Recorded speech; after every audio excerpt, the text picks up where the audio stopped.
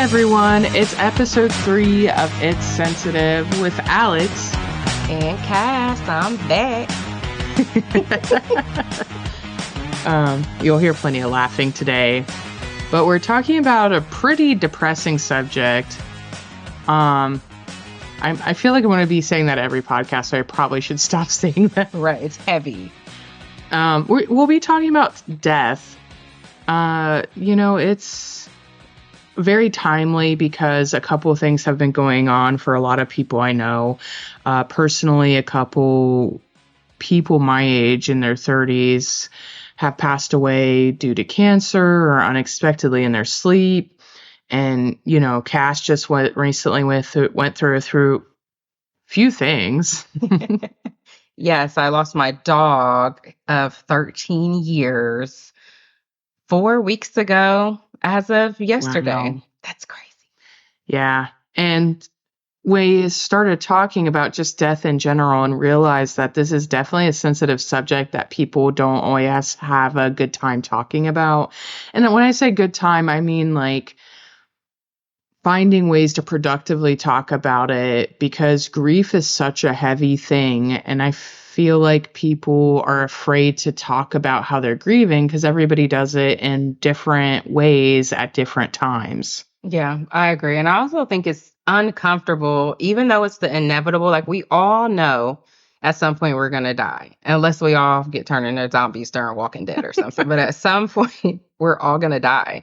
And I don't think we talk enough about how the aging process is beautiful, right? Mm-hmm. Death is just scary. So I agree. Yeah, one of the things I always like to call out is I think what makes death so scary, or most things scary, is the fear of the unknown. We don't know what happens after death. And it's ironic you said, like, we're all going to die, because I was just reading an article that a guy was transfusing teenager blood to try to, like, de-age, and just creepy. It's creepy because it sounds like almost vampire-like, let's just steal all the blood from the teenagers. I know, right? And then we're gonna live longer. I watched this show on Netflix. Have you ever seen it's called Bad Vegan? No. Essentially, it's a crazy show, but the lady was getting scammed by a man because he convinced her that he could make her and her dog live forever. And I mean, it was a lot of money, like hundreds of thousands of dollars, if not more. And I was like, this is weird. So don't die by getting scammed or anything. But I think one of the big things I want to start with, and these topics are probably going to go back and forth, is human and pet deaths can be perceived differently.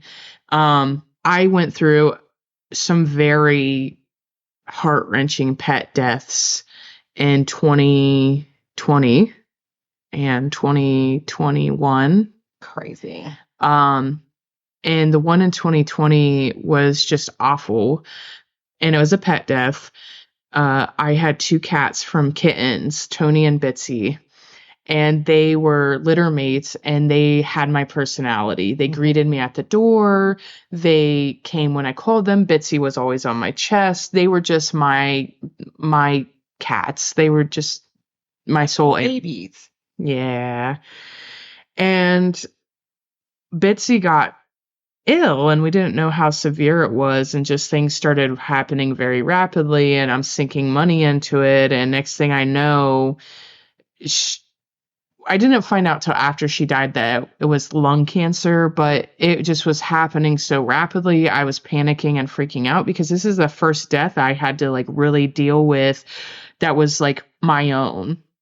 I didn't have any major like family deaths that were as impactful. This was the first pet that was my only pet, and like they lived with me, and they were like my emotional support animals almost, because they had been through a lot of moves with me, living by myself.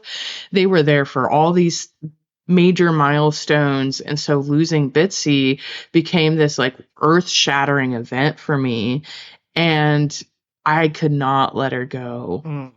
And I remember them saying, like, she can't breathe. There's issue with her lungs. We don't know what's going on. And we could try to do surgery, but we have no idea.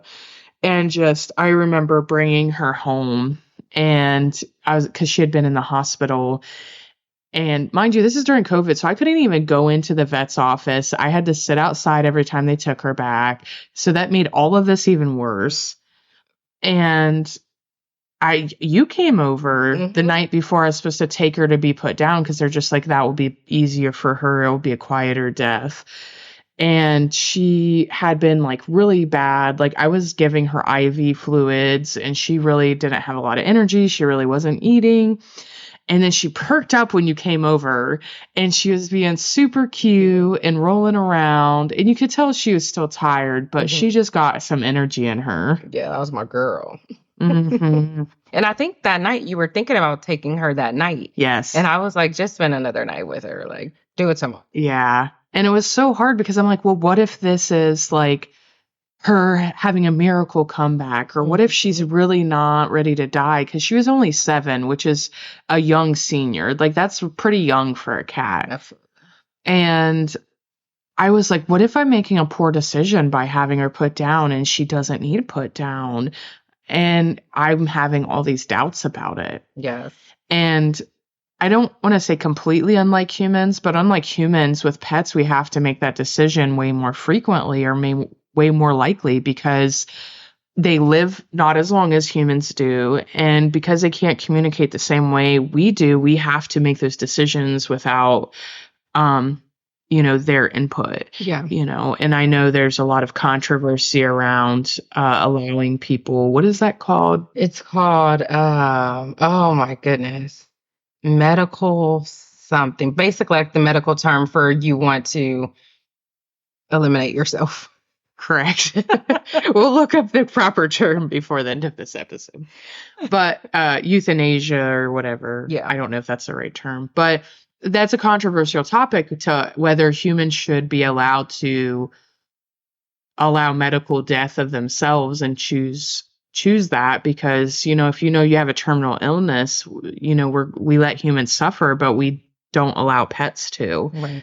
And I absolutely personally think that's the right decision with pets, is because there are definitely situations where it's way more painful and much more merciful to let them pass peacefully. And I'll tell you why, because I did this with Bitsy. Yeah. I ended up taking her the next day, and I went to Ohio State Vet Hospital. There's only a couple specialty vet hospitals who do this kind of, the work that, Bitsy needed done. And one was, MedVet and OSU, and OSU was slightly cheaper. So that's where I was going. And they're like, well, we have these rooms where it's like, it has couches, and we'll come in, and if you want, you can hold her. And we could just, put her down that way in this comfortable environment. And Tony had been with her whole life. And I asked if I could bring Tony, and they're like, oh, absolutely. We recommend it. And it sounds crazy if you're not a pet owner. It really does. It does. And I'll kind of tell you what happened, so that if you're not a pet owner, you can kind of maybe get some perspective. Bitsy wasn't feeling well. I could tell she was on a decline. They gave me like a quality of life chart. She just definitely didn't have the quality of life. I was depressed, like laying on the floor, crying constantly. Bitsy had no energy. Tony knew stuff was up. So we go to OSU. We go back to this room with these couches, dim lights. I let Tony out of the cage. He always did really well with that. And he's just kind of not wanting to come out, because he's like, something's going on. And I'm holding Bitsy, and they come back, and they asked me, they're like, you don't have to be there for this. And I was like, I was so attached to Bitsy. I was like, absolutely not. I want to hold her until I'm going to cry. I know. I was like, let's see which one of us is going to hold it together today. Oh, gosh.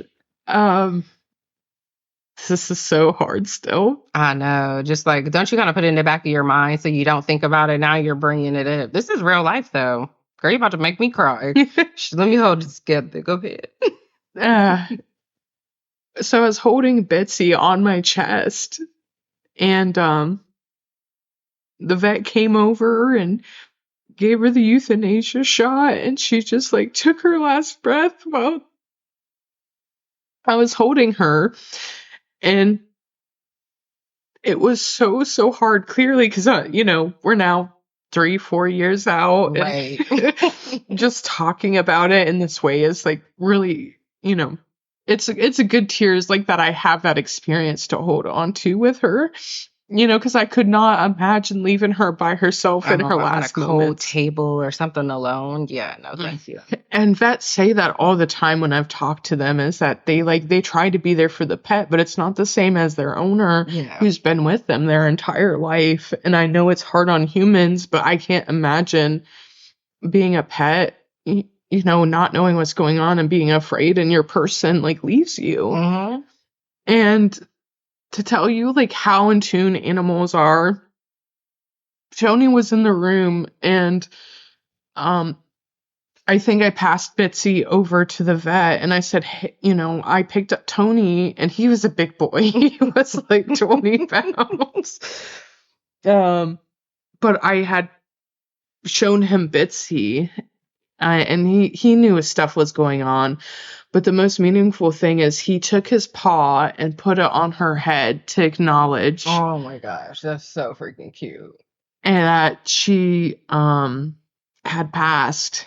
And that was like the cutest thing. Like pets know, they know. And he knew like she was gone. And that's why I wanted to bring him, is so like, I've heard stories of dog and, cat owners saying like they take their pet and never come back, and they look for them. And I didn't want that to happen. And, I went home, and Tony was very in tune with me again. He was like my soul cat, and he would lay on my chest when I was sad, or just lay nearby. And he was my emotionally, he would just be there for me and let me pet him and be there and do his thing. And clearly you can tell like this is just as emotional if this were a human, if not even more. Yeah, because sometimes dogs are, and cats, pets in general, they're just, and I know the cliche thing to say is, oh, they're so loyal, and, they're compassionate to a fault and all that good stuff. But the reality of the situation is pets are greater than humans. And, we take care of them. They depend on us. They want to protect us. We want to protect them. We make sure they eat right. And they look to us for everything. And we spend a lot of time. Like, I don't know that I've spent as much time as I've spent with my dogs as with any human. Yeah, absolutely. I think I was reading an article of why pet losses are so difficult. And it's because pets don't hurt us in the way humans do.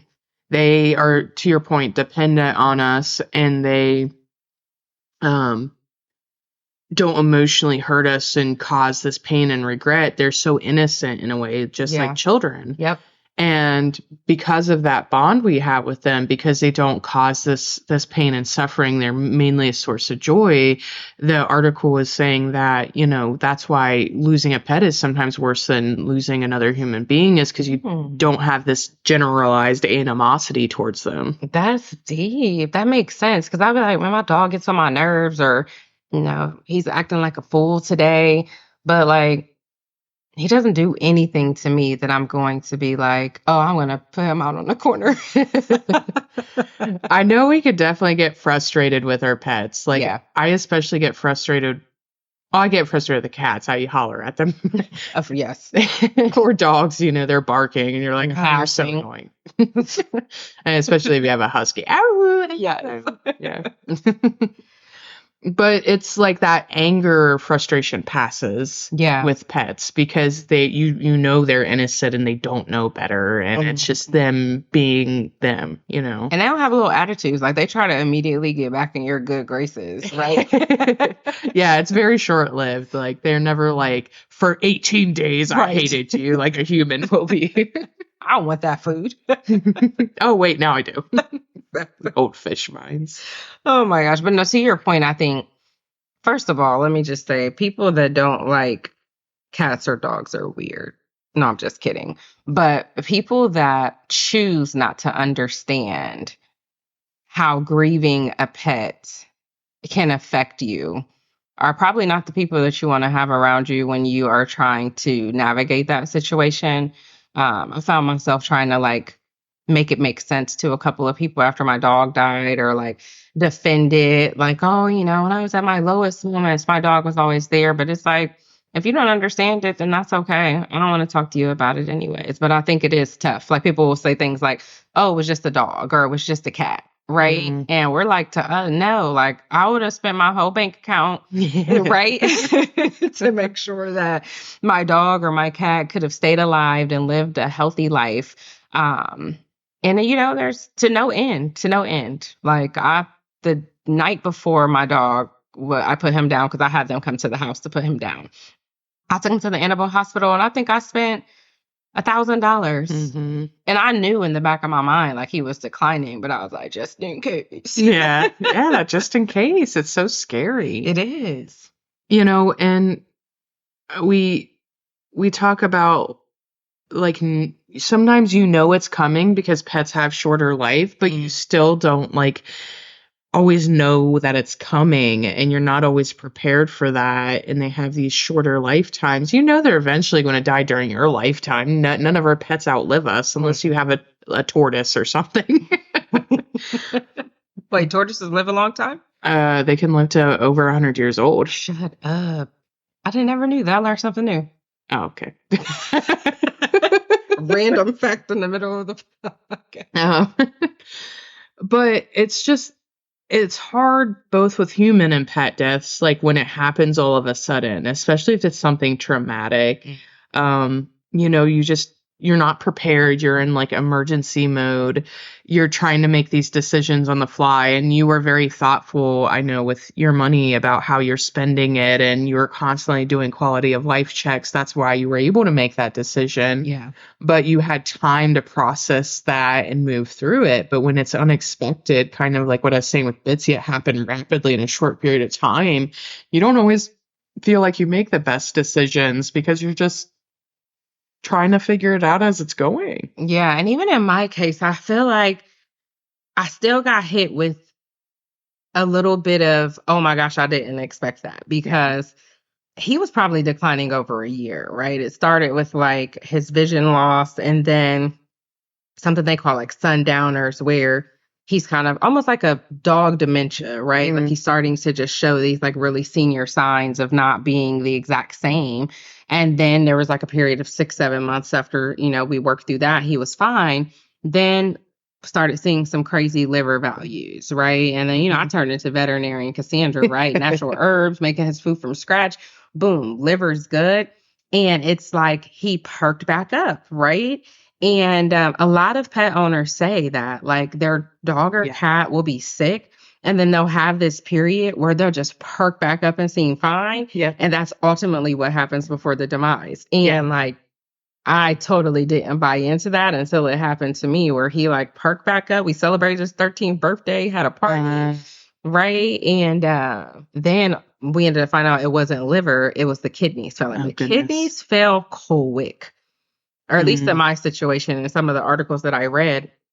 And before I knew it, he was in chronic kidney failure, wasn't eating, wasn't drinking. I'm syringing chicken broth and water in his mouth at this point, right? Then he was weak, could hardly stand up. Then he was kind of going to the restroom on himself.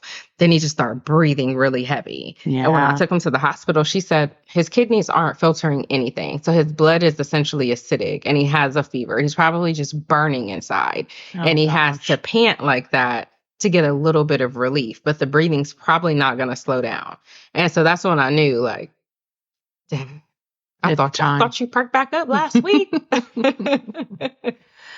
Yeah, it's so hard when you're in it, right? Like, they're a part of your life. Like you said, we spend so much time with them, more than most humans, and it's how do you let go? And I think you touched on an important point there, whether it's humans or pets, is that the grieving process, like you said, you knew for a year. You were essentially starting to grieve when you first found out, right? You knew he was older, but that grieving process is not textbook for anybody, whether it's quick or slow, whether it's all the emotions or just some of the emotions. I think one of the things I wanted to normalize is that grieving looks different for everyone. And I've heard that more frequently lately than I used to, but I've even heard people be like, well, the 7 stages of grieving, like that's not set. You can go back. You can, I can tell you there's things in my life I haven't grieved in over 20 years, and I'm just now starting to grieve it. But the big, I think, important point here is like, you need to allow yourself to grieve in the way you need to grieve. Yes. And that doesn't just mean death. That also means relationships. That also means any kind of loss. I was just giving someone that advice. They're like, I had this 6-year relationship and I just don't know what to do. And I was like, allow yourself to grieve. Therapists say this all the time, but also like when it comes to death or losing anything, like you have to figure out what grief feels like for you. Mm-hmm. I agree. And I think one thing that I learned, so in 2021, I lost my grandfather to COVID, and it was super unexpected, like completely shattered my family. My family has never been the same. And I stayed strong for the family throughout that, right? Like I'm the person calling ICU, asking all the medical questions, going through all the medicine, asking if he got his dialysis. Where's this ventilator? What's the percentage of oxygen today? Then I'm sending the family Facebook group chat to let everyone know what's going on. And then ultimately when he passed, I was down there in West Virginia. So I'm calling everyone like, you get down here to the hospital now, right? Yeah. We don't know if he's going to make it. And I never really allowed myself to sit in that grief. I just kept going. And there were ways where I decided I'm going to honor his memory. I have his face tattooed on my arm. I started a pet rescue. He called him my Pawpaw, so Pawpaw's Pet Rescue. So little things like that where I'm like, you know what, I want to honor his name. I want to keep it going. But when it came to my dog, I was like, man, that affected me. Not really grieving a death of someone that I love so dearly. It definitely affected me. It started to transcend into bouts of anger and periods of depression. And you know me, I will isolate like a mother. I isolated, and then I will just find a goal and relentlessly chase it. So that was me buying my house, right? Yeah. And I just went crazy, isolated away from everyone, chased the bag, as the young folks say, so that I could buy my house.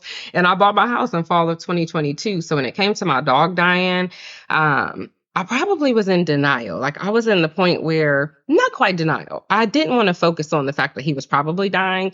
I focused on celebrating. Yeah. So we sunbathed in the backyard all the time, right? We snuggled, we went for walks. It was amazing. Mm-hmm. So when it was time for him to pass, I was like, you know what? I'm just going to allow myself to cry. Matter of fact, have you ever seen me cry before? I felt like when you came over that day before, the day that I put him down, I was like a hot mess. I was like, is this the first time that I've broke down crying like this? Was it? Probably. Oh my goodness. Because, maybe over the phone you and I have cried, but I think both of us are similar that we're navigating expressing our emotions with our friends and people we trust. And I think that's a good call out with the grieving process is you have to find your support system. And that's not going to be the same for everyone. That's not always family. Mm-hmm. Sometimes that's friends. Sometimes that's your therapist. Right. A support group. Exactly. People who understand. I know veterans get a lot of fulfillment of talking with other veterans and expressing their feelings because, they understand what they've been through. Absolutely. But I think, I've been talking about mental health a lot on this podcast. One thing I realized that I wasn't doing most of my life was expressing my emotions around others. And humans are social creatures. And we thrive on community. And that means expressing and feeling emotions with others. And that's what helps us process. And doing that in solitude only goes so far.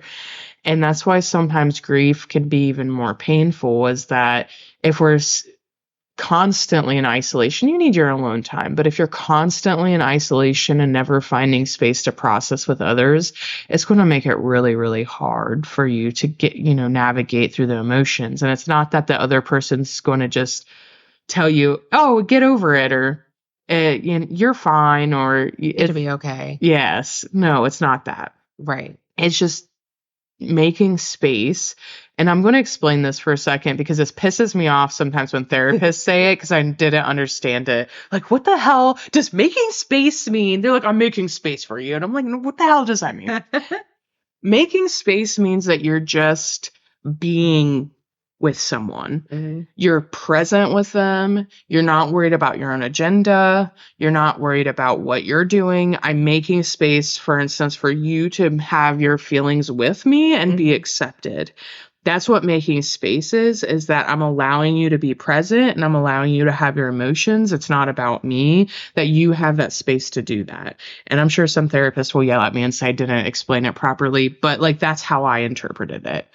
And making that space for friends is important, as sometimes your friends just need you to be there. Like the Netflix and chill of friends, not dating. I know, because there's other connotations.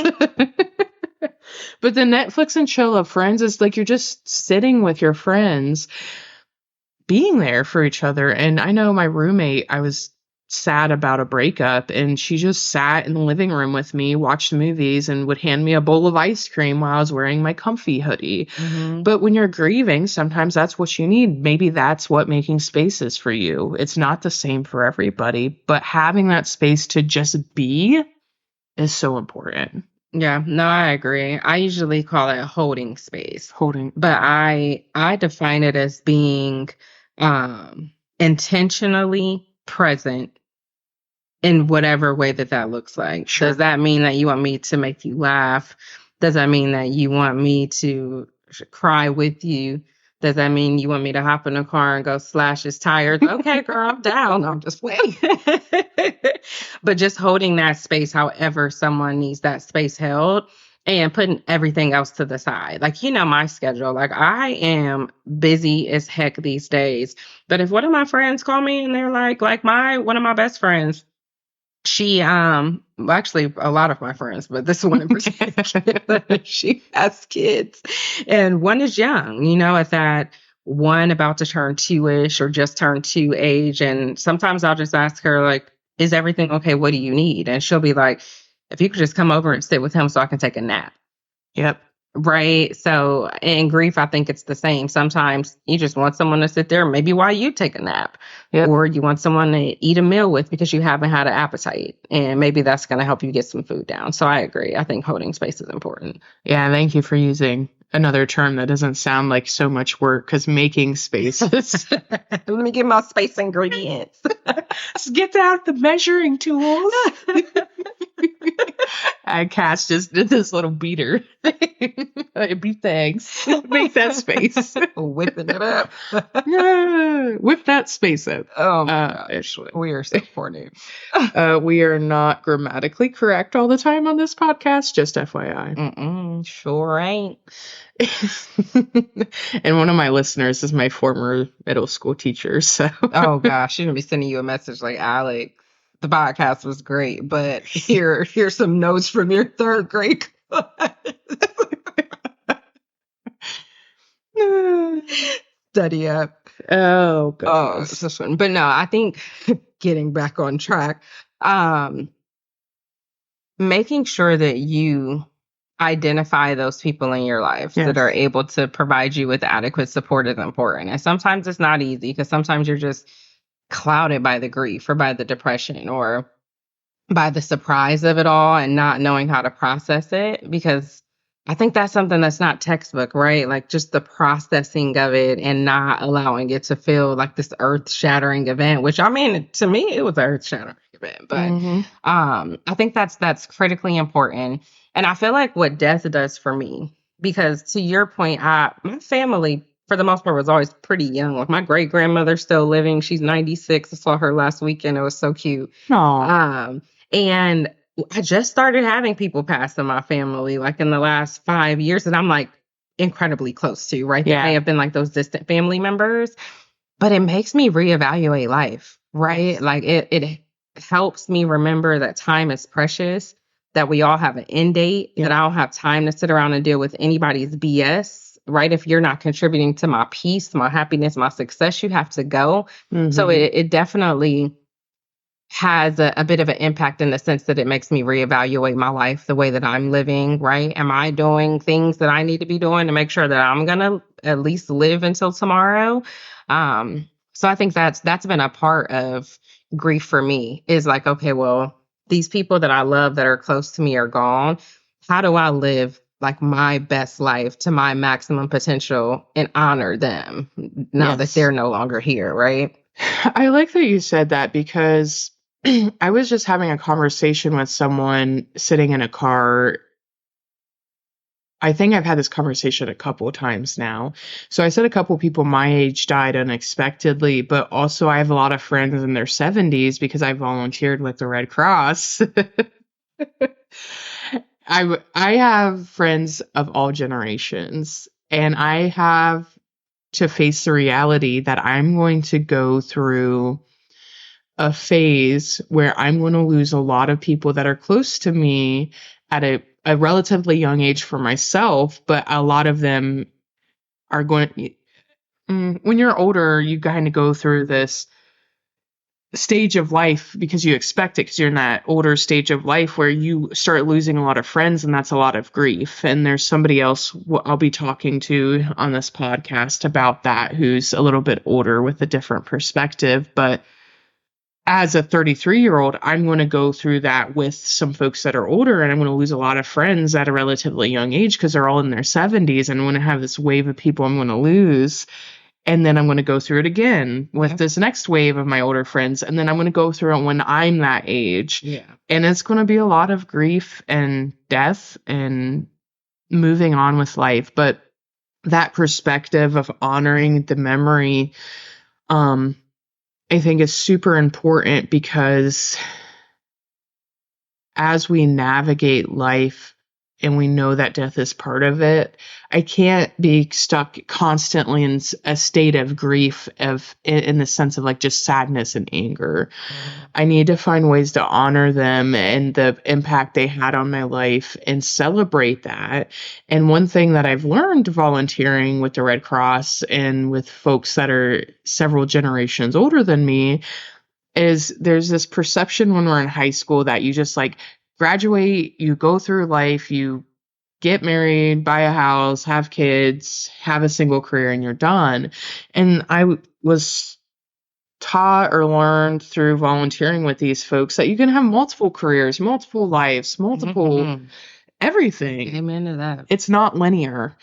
And I think that's where appreciating and honoring people's memory is important as, you know, you're going to go through these phases, these ups and downs. And that's the same with grief is you might go through these ups and downs where you're grieving someone or something more or less than you were before. But you have to hold space for yourself to honor those people. And that's going to look different depending on your relationship with them. No, I absolutely agree. I don't think I have anything to add to that, honestly. I think you hit it right on the nail. I know. I think I share with you that one of it's a philosophy, a quote, I don't know what you want to call it. I saw somewhere, maybe within like the last year, honestly, and it talked about why grief is so heavy. And it said, you know, grief is essentially just all that pent up love that you didn't get to give that person. And that stayed in the back of my mind. So I always think like, okay, sometimes that pent up love is going to come out as tears or, you know, maybe a little depression, whatever the case may be, because I miss this person so much. Like I'm washing dishes and I saw the syringe I was putting the chicken broth water. I just started breaking down crying and had a little water left. And I was like, I'm never draining that water, girl. It evaporated. I was pissed. Mother Earth took that from you. I was pissed. I was like, that water forever. But then on the flip side, I think of like, okay, well, if grief is just all this pent up love, how can I still use that love and moving forward in my life, right? Whether it's honoring them, whether it's being present for myself, whether it's doing a good deed, volunteering, right? Helping someone else. So I think that's important for me. Like I keep thinking, I'm from West Virginia and I'm like, at some point I'm going to go to my hometown and I'm going to name a road, a street, an avenue, I don't care what it is, after my grandfather. I'm going to open a family restaurant or something in his name. Like, I'm just keep it going. Like, as far as I'm concerned, everybody's going to remember Mr. Thomas forever and forever. Yeah, your eyes are tearing up a little bit. That's my homie. I love my But it's good to, I feel like having this conversation as a way of honoring your papa, right? Yeah, like, great.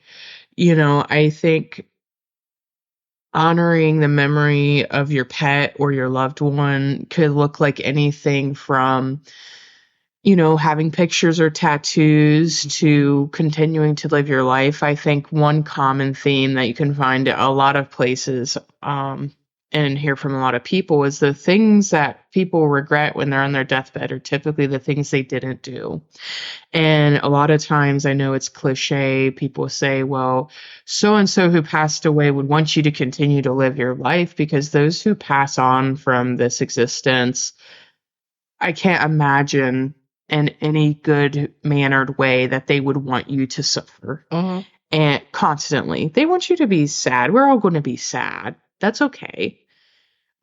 But not constantly trudging through life in sadness and just anger and not being happy and productive. And again, like, it's okay if that comes in wave. It's okay if you need to take a lot of time at first to really process that. Yeah.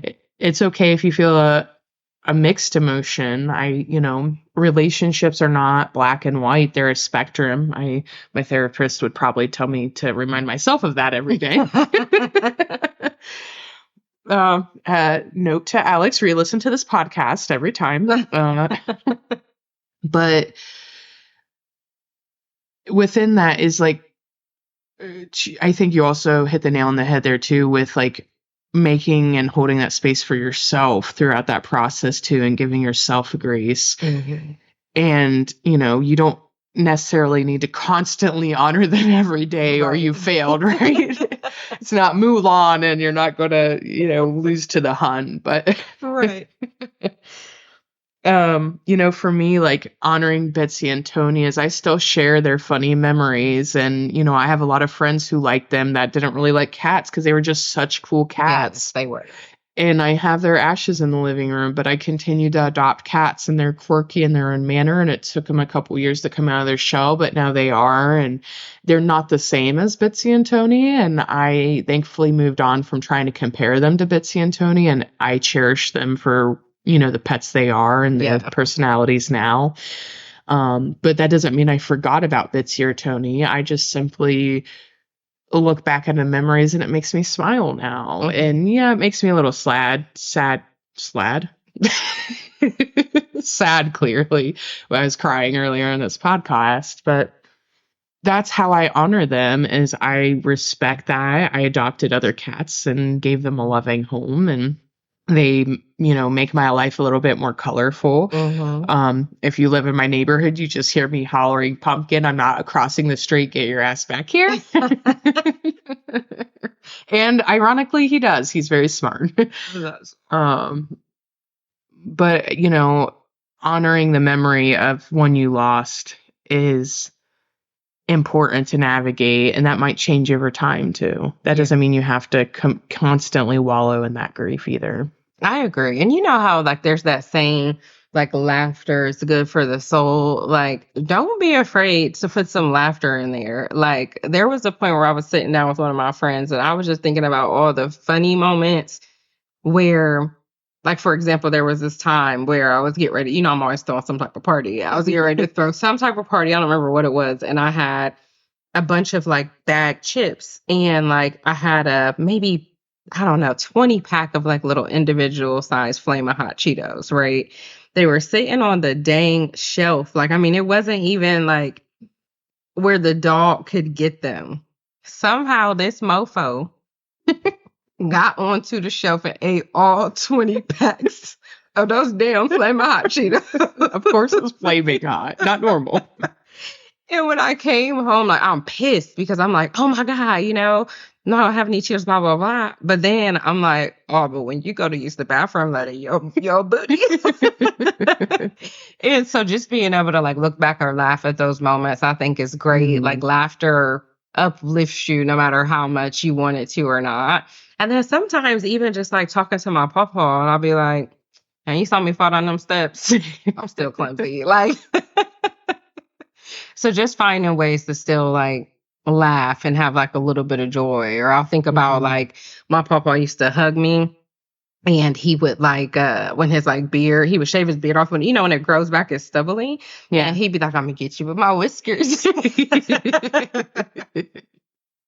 So little stuff like that. I'm just like, what your whiskers look like up there. Laughter's like the anti sadness and grief in a way. Like it, not that it takes it away, but it helps process and make you whole. And I'm the queen of dumb jokes, and I'm sure one day I'm going to get kicked for them. But I think it's that laughter and joy that makes the grief and sadness worth it, and vice versa. Like we can't have that happiness and goodness in life if we don't also know those lows and those bad points either. And I can say that from a position right now because I'm not in either of those bad points. But when you're in a bad point, it's hard to remember that, or vice versa. You're like, I feel great. Why? I don't want to feel bad, but that's what makes you appreciate it more. Yeah, absolutely. I like always love to ask a good question in there. So now that we've both been through deaths of our beloved near and dear animals, that I don't care. Rocco's my son. You can't tell me any different. Now, when we still own pets, right? Like I have a dog now, I'm probably going to adopt another dog within the next month. Is there anything that you would do differently, thinking about the fact that at some point it's going to happen again, or do you just go with the flow? So, I didn't say this earlier on the podcast, but I lost Tony a year later to the same lung cancer that I lost Bitsy. And before that, I lost a little tiny barn cat that I had less than 6 months named Tiny. Forgot about Tiny. She was literally the world's craziest, most cuddly cat. She was like supposedly 2. She fit in the palm of your hand and knew how to jump on your shoulder. And she constantly would sneeze and it was gross, but she was just so loving to everybody. And, I lost her and I lost Tony. And I didn't invest as much money in Tiny as I did Tony. And even with Tony, like, it was easier decision to make. And this is where I was kind of going with it, is that quality of life chart was so important for me. And I could make that decision so much faster because I knew that on the other side of the suffering doesn't get better, right? So when Tiny was struggling and her belly was like puffed up, she just all of a sudden wasn't feeling well, and they're like, we can't explain it, but she's probably going to die. And I was like, just put her down. And it was easy in that moment to make that decision. And Tony was a little bit more difficult because we didn't know immediately it was cancer, but we found out quicker because we knew Bitsy had went through the cancer, and I mentioned it to the vet, and they're like, oh yeah, this is cancer. And I did choose to do a crazy procedure because I wanted some time with him at home, and it was very selfish of me. But Tony's crazy ass bared with it, and I'll say what it is here. And if any veterinarians are listening to this, they're going to possibly be appalled. But we weren't sure what type of cancer he had, and I was just losing my mind because I didn't want to have to put him down in the hospital like I did Bitsy. I hadn't been able to take him home, and I just was so torn up about that. And they're like, he can't breathe. There's fluid in his lungs. Like, they're like, we could potentially take out the one lung that's really bad. But it's only a 50-50 chance he lives. And if it's a certain type of cancer that could be treated, he may survive, but he could die on the table. But it would give you a few days at home, maybe, if that's something that's important to you. And I was like, well, let's try it just in case, that just in case it's that he's not ready to go. And that, again, that's where this, to me, I said it's selfish, because the easier thing on him and his body would have been to let him pass on in that moment. But his ass went through that surgery where they removed one of his lungs, and he made it through. Yeah, he sure did. And oh God, I'm getting emotional again. Yo, baby. And the whole point of that was so I could take him home. Have some more quality time. Yeah. Yeah. And the reality is it wasn't really great quality time because he didn't want to eat or whatever, but he slept in my bed with me one night. Yeah. And it just was so meaningful because he was like my buddy, and like just having him in bed with me one night, and they told me everything to look for. And yeah, the second night I think he was there, like he just seemed like he's having trouble breathing, and it's the middle of the night, and I was just taking him to OSU so they could put him out of his misery. Like I knew there was nothing to save him, but it was easy to make that decision because I just knew his quality of life was there. Yeah. And like that wouldn't have been as easy had I not gone through it with Bitsy and Tiny. And, even in that moment, like I was still a little bit selfish about it because you never, like, as much as we expect death, we don't expect it. And it's still hard no matter how many times you go through it, right? Yeah. So to answer your question, it's just like that is one thing, especially from a pet perspective, that has been easier, is to be more realistic about quality of life, to allow them to like pass on peacefully. And I think that's something that I really admired about you, was that you were able to get the vet just to come to the house. That's a less stress and drama for, the doggo. And, it just makes it so much easier. Yeah, I agree. But you know what? I will say I was more empowered and comfortable navigating the situation because I watched you.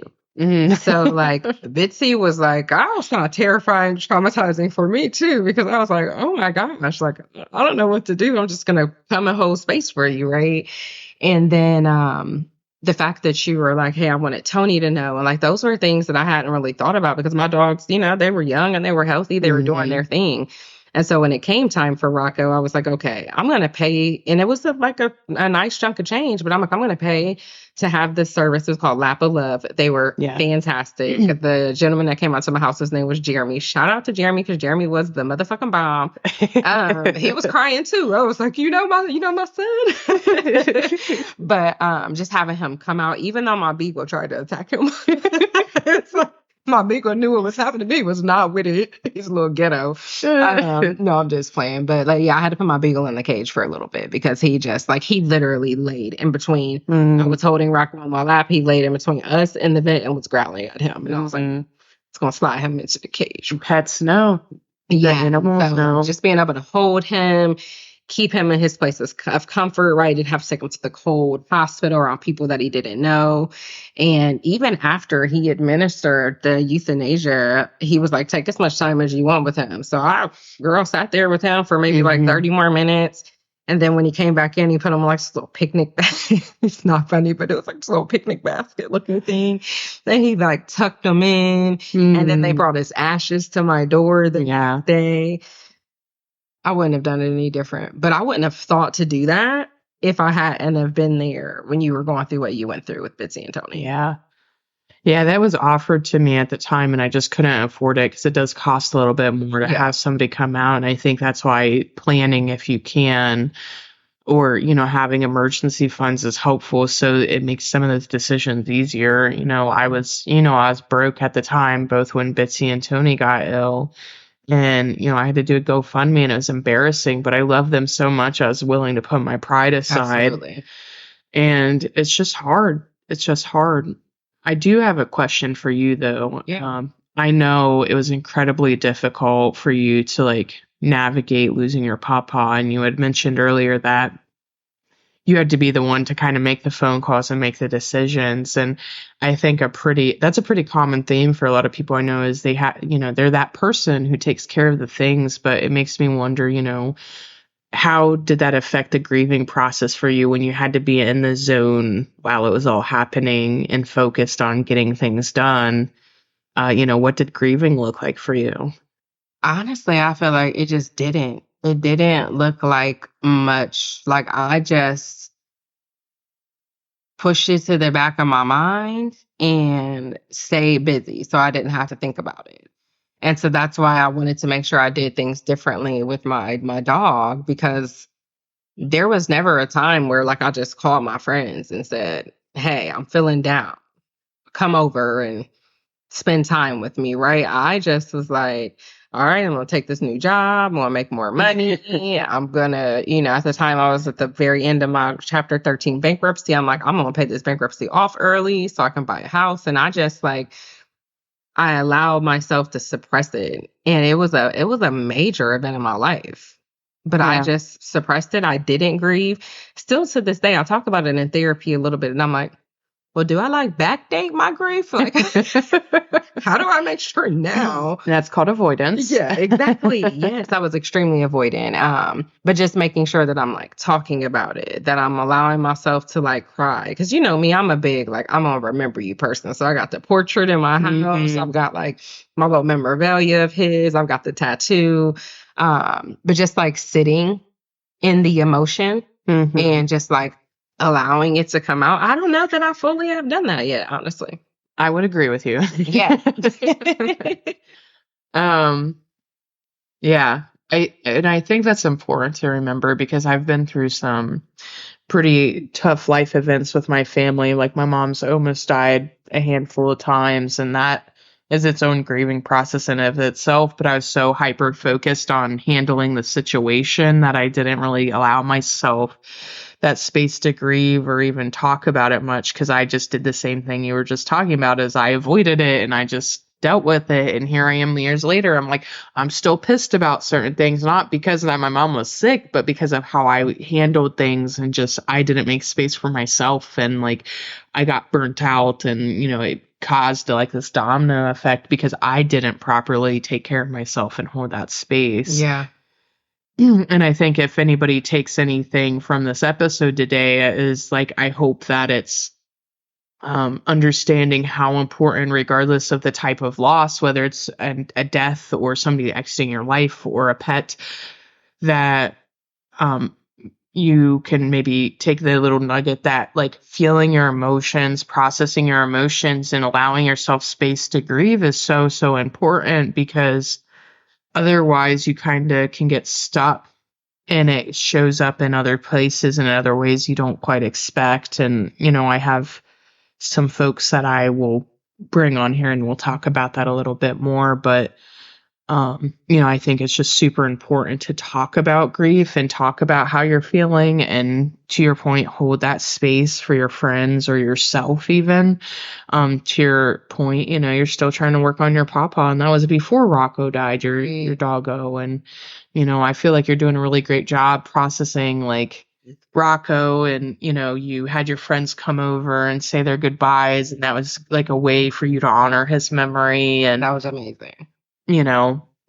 I felt like you were able to be in a healthy place when Rocco passed to do that. But, to your point, not calling it backdating grief, but, like you have to sometimes go back and you're going through that. I'm doing a little wave sign and they got to do the flow, that sometimes that it's going to ebb and flow, that you're going to need to feel some of those emotions for those you've lost. I think that if I was to put my major takeaways together for this, it would be kind to yourself, be realistic, don't be afraid to be uncomfortable, because there's discomfort in a lot of this, a lot of navigating the grief, a lot of understanding what you feel, a lot of understanding who you can trust to be there for you, who you can be vulnerable in front of, right? So don't be afraid to be uncomfortable. And like say and do some things out loud, right? Like I had to just start saying to people like, I'm sad today. Yes. I'm upset today. I feel like I don't want to talk to anyone today, so I'm calling you and talking to you, but I don't want to talk to your ass either, right? Like That honesty is so important. And I think a good call out is you heard me like break down and cry on this podcast, but girl, that's what, maybe the fourth or fifth time you've seen me cry. it's not a lot. And the reason is because I'm doing the work. Yes. And I'm willing to do it on a podcast because right now there's only me, Cass, and a microphone, and I trust Cass. But like I've had such a hard time expressing emotions in front of others. And the reason I'm allowing myself to do that in this public manner is because I want it to normalize that it's okay to have emotions, and like it's okay to show others you have emotions, to your point. And like sometimes that's just being honest and verbalizing. Like a good friend of mine, Heather, the other night was like, I'm really not feeling it. I'm really stressed out and I just can't show up today and be in the best mood. And I was like, I don't need you to be a certain way. Show up any way you want. I'm your friend. Like, if you want to be pissy and all pissed off, that doesn't matter. Like, just be what you need to be. And I think that's important with what you were just saying, is like, being honest, like to your point, like I don't want to talk to anyone, but I'm choosing to talk to you, and I don't even want to talk to you. Like I wasn't offended as a friend if you said that to me. Yeah. I understood that meant like, hey, you trust me and I need to be here for you. Yeah. And being that person for both yourself and others, I think is important, and just recognizing that in the moment. And sometimes that honesty is hard as hell. It is. And sometimes your testimony can be healing for other people, right? Like just allowing others to see a more vulnerable side of you that they can connect with. And maybe it inspires 3 people, maybe it inspires 30, maybe it inspires 3,000. But I do find that like someone else's testimony can be like a motivator. It can be that light bulb that clicks in the back of your head. So I applaud you for just starting to have these difficult conversations that people don't talk about on a day-to-day basis, and just sharing your testimony, because in a lot of this, it's you talking about your experiences, your life, right? And many of us, I'm super private. I don't hardly talk about anything. And so people, that are like me, they're not doing this all the time. It's me and my journal, and that's the only person that knows anything.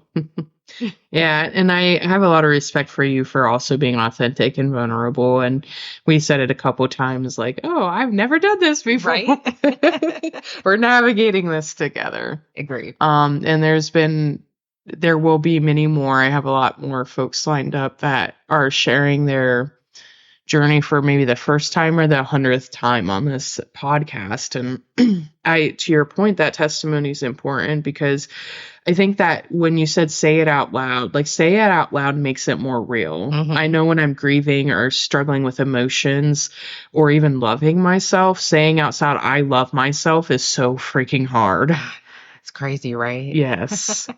Or, a lot of things. And I think finding space for yourself to share your journey and also understand that others are going through it too is important. Like that's part of the human experience. 100%.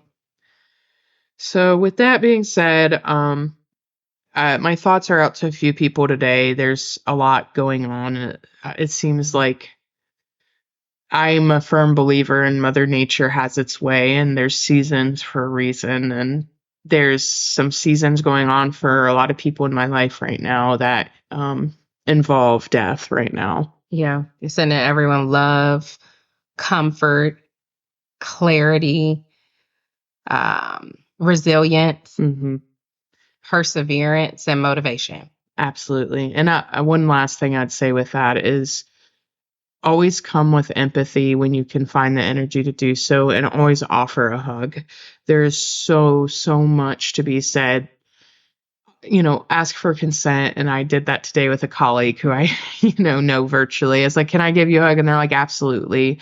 But especially somebody who's grieving, if you have that rapport with them, or you feel the urge to ask for consent and offer a hug, because hugs can be so incredibly meaningful. Yeah. I know you and I had a moment where you were just like rage the cleaning. bathroom. Yes. And I'm like, can I hug you? And you're like, yes. And we just stood there and held each other. And like, that was so meaningful for me and felt good for me too, like to be able to help you. And just hugs, we're cute social creatures, just feel good. Like it kicks up one of those healthy things in our head. That was perfect, because I don't know that I could have kept cleaning the counter. You might have like cleaned right through that. Well, with that being said, I think we'll end on that lighter note. A few more episodes are coming up, but they're coming up in maybe a little bit different order than I anticipated. I have some stuff recorded, but I want to release it in a timely manner that allows some people some space. So I'll be releasing this episode shortly. Yay! I'll see you guys again. And that's all for today. Thank you for joining us for episode 3. It's been great. This has been Alex. And Kat. And go out there and normalize it.